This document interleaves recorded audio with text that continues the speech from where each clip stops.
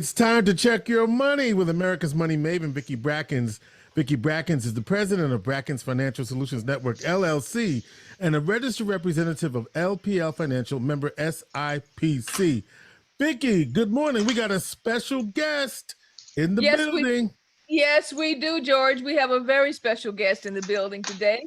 I'm very happy to say that we have Miss Tami Gilbeaux, who's the AVP for Inceptia. She has been in the financial services, financial aid, financial loan servicing area for 42 years. 42. I wanted an expert to actually speak to our audience today more about the student loan changes that are happening and how to get prepared. So I asked her to join us today. Anyway, I'm going to say this: Inceptia is a division of the National Student Loan Programs. It's a not-for-profit organization committed to offering effective and uncomplicated solutions in verification, financial aid management, financial education, and repayment wellness. And I'm going to turn this over now to Ms. Tami Gilbeaux, who I am proud to say is my sister and my soror. And Tami, I'm going to go ahead and say you take over now and tell us everything that we need to know concerning student loans. Before Tami takes over, I have to say sister. I needed to do that. Yes, she is. Hey, Tami, okay. How you doing? I'm fantastic. How are you all doing today? We're great. We're doing great. Awesome. So I'm going to start by sharing my screen. I have some important information that I do want to share with you. Yeah. So let's make sure that you can see my screen here. We got you. And then all right, perfect. So greetings to everyone in the Inspiration for the Nation family. Many thanks, George, for having me on. Many thanks to Vicki Brackens, the Money Maven, for this opportunity to have a frank discussion on preparing for student loan repayment. So really what we are facing now today is unprecedented. The position that I'm in with Inceptia right now allows me to talk with enrollment managers, with college presidents, with financial aid officers on a variety of topics in the higher education space. And of course, as you can imagine right now, loan repayment is of particular interest for all of the obvious reasons that have happened in the past couple of weeks. And colleges are truly preparing for the challenges that will ultimately land back on their campuses, even though the borrowers that are entering repayment here very soon have long separated from their campuses. So I'm going to use the word no one in upstate New York or in Syracuse wants to hear when there are only a few short weeks of summer. And that word is snowball. However, this snowball is growing and will continue to grow as September 1 rolls around and October 1 becomes a reality. So let's chat about two areas within the loan repayment, within loan repayment. First of all, we're going to talk about the current borrower landscape. We're going to define it. We're going to hear a lot of information because there's a lot of fuss going on about loan repayment, right? Okay, I'm ready. Okay. We also need to know, what does this mean for the borrower? What do you, your family, your friends, your neighbors, what do they need to do now? And what are the next action steps? So here we are. The CARES Act has ended a few days ago, June 30. The loan repayment machine is revving up. Ready or not, it is moving along. So let's talk about the current borrower landscape. Here's what we know today and why President Biden and his administration made great efforts to cancel portions of student loan debt. So here we are nearing $2 trillion in student loan debt. second only to home mortgages, currently held by 43.5 million borrowers. And I say this in my Yolanda Vega voice. Borrowers who have used home equity loans, lines of credit cards, all types of things to finance educations. Additionally, more than 4 in 10 borrowers will return to repayment with a new servicer. I'm going to say that again.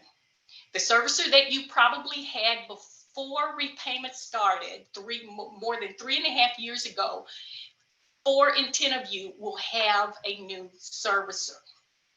There's going to be a tremendous amount of discomfort, as you can imagine, as repayment begins again, and that's putting it mildly. Why is that happening? Why borrowers going to be in some discomfort? Because many borrowers have replaced the loan payments that they were making with what I call life. Yeah, we talked about borrowers, that.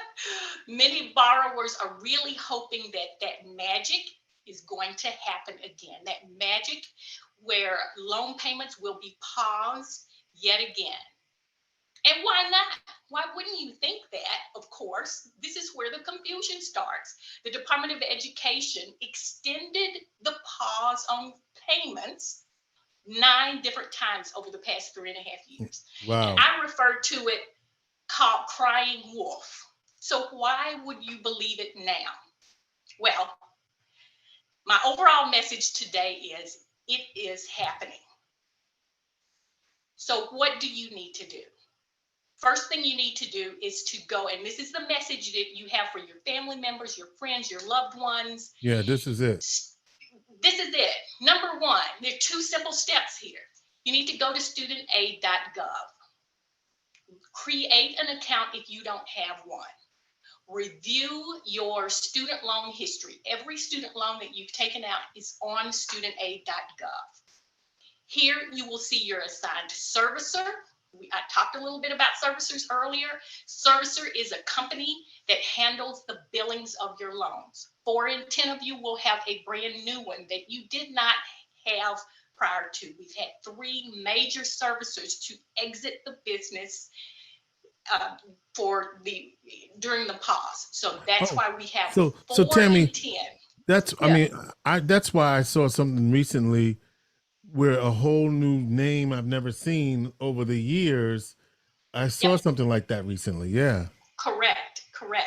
There are approximately 10 servicers right now. There are 4 major ones. One of them is brand spanking new to this industry.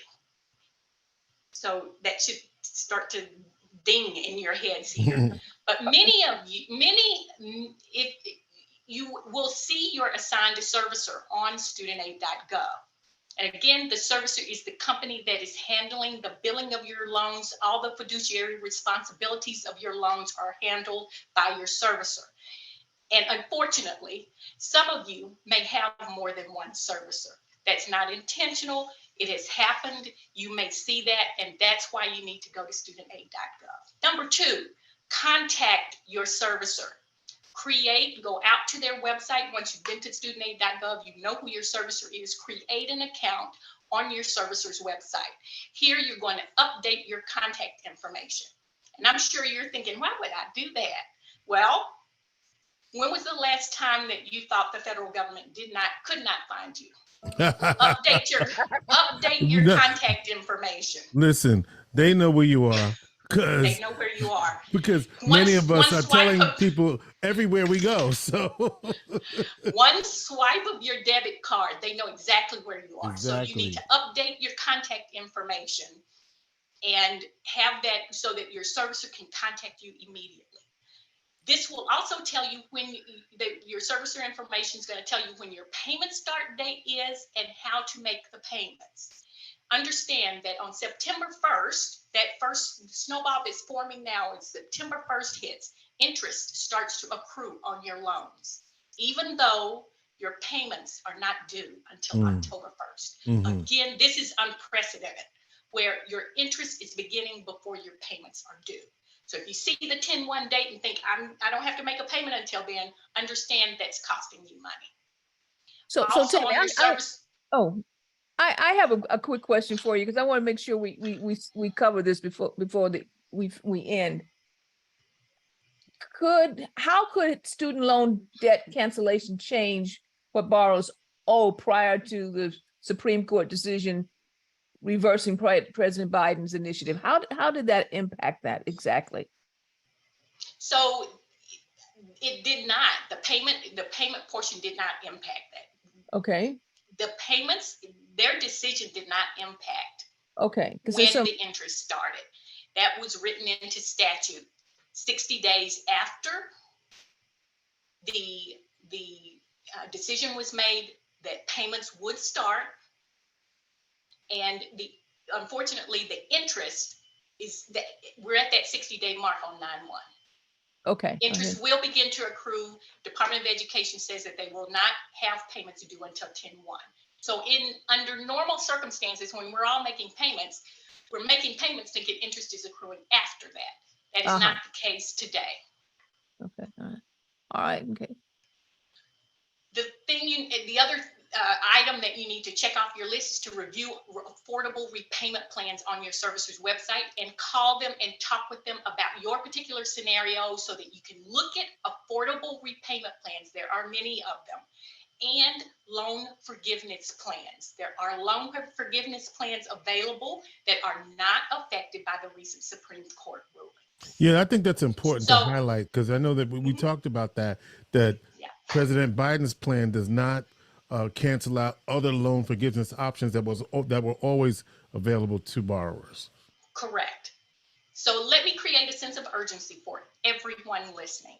All of you Inspiration for the Nation fans, please contact your servicer right now. When this program ends, go and walk through those steps that I just outlined. As I indicated earlier, 43 million borrowers will flood the phone lines beginning in September. You don't want to be in that number. You will have long wait times. If you need to discuss options about your loan repayment plans, do not wait. Remember that interest will begin to accrue on September 1st. You can also contact the financial aid office at your last campus. They're happy to help you with questions. However, only your servicer can enact the needed changes to your repayment plan. So we're back to creating that account on studentaid.gov, learning who your servicer is, and moving forward. Okay. I'm going to pause there for questions. Okay, well, I think you covered just about everything I had. When you said the one thing that I want to be sure everybody heard, you can contact people on your campus, but they can't change anything. Right. You have to talk to your servicer in order to get any kind of relief, any type of changes, any kind of compromises. Everything has to be done through the servicer. Did I get that right, Tami? You got that right. And stop sharing your screen, Tami, so we can see your face. Okay. Yeah, let's see you. Okay. All right. I thought you still could see me. I could, but you was tiny. Okay, you were tiny Tami. Tiny Tami. Listen, thank you so much, okay, for doing that, because we wanted to be sure that we gave everybody the skinny on what was happening, particularly as far as the process, because having the information on the process is critically important. George, well, I'm going to have to say our plate is full. And if you have any questions, please give us a call at area code 315-930-4499. This is absolutely a segment that you should share and make sure that everybody subscribes to into America's Money Maven on YouTube and on Facebook. Okay, George, our plate is full. All right, thank you very much, Tami Gilbeaux. Vicki Brackens is the president of Brackens Financial Solutions Network, LLC, and a registered representative of LPL Financial member SIPC. She is America's Money Maven.